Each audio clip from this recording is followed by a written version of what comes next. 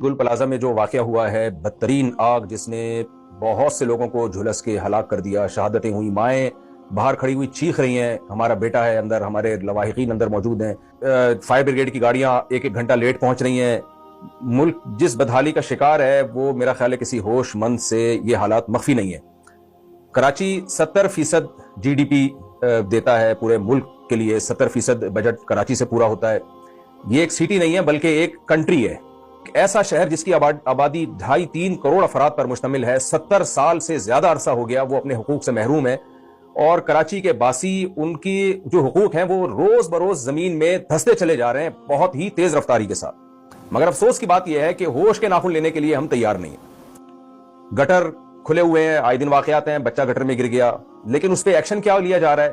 کیا اس پہ حکومت سندھ کا جو رسپانس ہے وہ کیا ہے؟ وہ زیرو ہے۔ قسم اٹھا کے کہا جا سکتا ہے کہ دنیا میں کسی ملک میں جس میں جنگ مسلط نہ ہو ایسے حالات نہیں ہوتے۔ اگر ایسے حالات ہوتے ہیں تو کسی کنٹری نے اٹیک کر دیا ہوتا ہے۔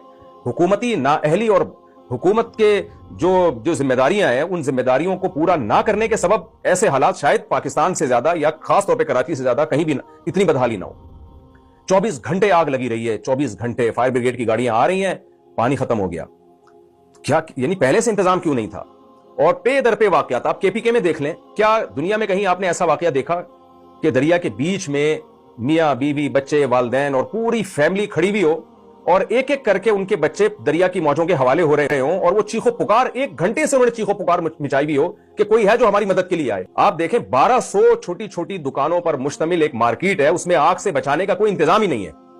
یہ سوال سب سے پہلے اس کی ذمہ دار حکومت ہے، اس کے بعد متعلقہ ادارے ہیں، اس کے بعد وہ بلڈرز بھی ہیں جنہوں نے بلڈنگیں بنائی اور ان کو یہ انتظام نہیں کیا کہ یہاں اگر آگ لگ جائے گی تو اس کے لیے ایگزٹ کیسے ہوگا، لوگ بھاگیں گے کیسے، آگ بجھانے کا کیا انتظام ہوگا۔ 1200 دکانوں پر مشتمل ایک بلڈنگ جو کراچی کا دل صدر، اور اس صدر کے بھی بیچوں بیچ ایک ایسی عمارت ہو جہاں سینکڑوں ہزاروں لوگ اربوں خربوں روپے کا بزنس کر رہے ہوں، وہاں جناب آگ سے بچنے کا، آگ لگ جائے تو بجھانے کا اور ایگزٹ کے راستے ہی نہیں ہے وہاں پہ۔ اس سے بڑی یعنی کسی قوم کی ناکامی اور کسی حکومت کی ناکامی کی اس سے بڑی دلیل کیا ہو سکتی ہے؟ میں نے باہر دنیا میں ٹریولنگ کی ہے، تھوڑا بہت اپنا تجربہ شیئر کرنا چاہتا ہوں۔ دنیا میں جتنی بھی آرگنائزڈ قومیں ہیں، جتنی بھی قومیں جو مہذب قومیں سمجھی جاتی ہیں، وہ آگ سے بچنے اور قدرتی حادثات سے بچنے کا پہلے انتظام کرتی ہیں، اس کے بعد عمارتیں بنتی ہیں اور اس کے بعد نقشے پاس ہوتے ہیں۔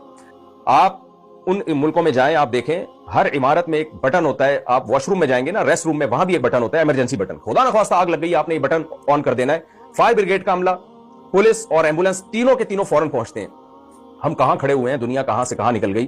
تو جو کسی برائی کا سبب بنتا ہے، قرآن و سنت سے ہمیں پتہ چلتا ہے کہ وہ بھی اتنا ہی مجرم ہوتا ہے جس نے وہ برائی کی ہو۔ من سن سنتا حسنتا فلہ اجرھا واجر من عمل بها ومن سن سنتا سیئتا فلہ وزرھا ووزر من عمل بها۔ نبی صلی اللہ علیہ وسلم نے فرمایا کہ جس نے کسی اچھائی کو پروموٹ کیا تو جب تک وہ اچھائی رہے گی اس کو بھی ثواب ملے گا، اور جس نے کسی برائی کو یا ظلم کا یا برائی کا سبب بنا تو یہ جو سبب بنا یہ بھی اس برائی میں برابر کا مجرم ہے۔ آپ کسی کو قتل کر دیں یا قتل کرنے کا ذریعہ بن جائیں، ذریعہ بننے سے بھی آپ ایک نوعیت کے قاتل کہلاتے ہیں۔ تو میں اپنے ان بھائیوں سے بہنوں سے جو بھی اس حادثے میں شہید ہوئے ان سے پرزور تعزیت کرتا ہوں اور دل سے دعا کرتا ہوں اللہ تعالیٰ ان کے درجات کو بلند کرے۔ نبی صلی اللہ علیہ وسلم کی صحیح حدیث ہے کہ حادثاتی طور پر آگ میں جل کے مرنے والا بھی شہید ہے اور پانی میں ڈوب کے مرنے والا بھی شہید ہے۔ تو یہ ہمارے بھائی شہادت کے رتبے پر پہنچ گئے، اور اس میں ایک بڑی عجیب بات یہ کہ ایک فائر فائٹر جو تھا، فائر بریگیڈ کے عملے میں ایک شخص آگ بجھاتے ہوئے وہ بھی اس حادثے میں شہید ہوا۔ اس کی شہادت تو بہت بڑی شہادت ہے، جو لوگوں کی جان بچاتے ہوئے اپنی جان گنوا بیٹھا، اس کو بھی ہم سلوٹ کرتے ہیں۔ اللہ تعالیٰ اس کے درجات کو بلند کرے، اس کی اس نیکی کو اس کے گناہوں کی معافی کا ذریعہ بنائے، اور اس کے لواحقین کو اللہ تعالیٰ صبر جمیل عطا فرمائے۔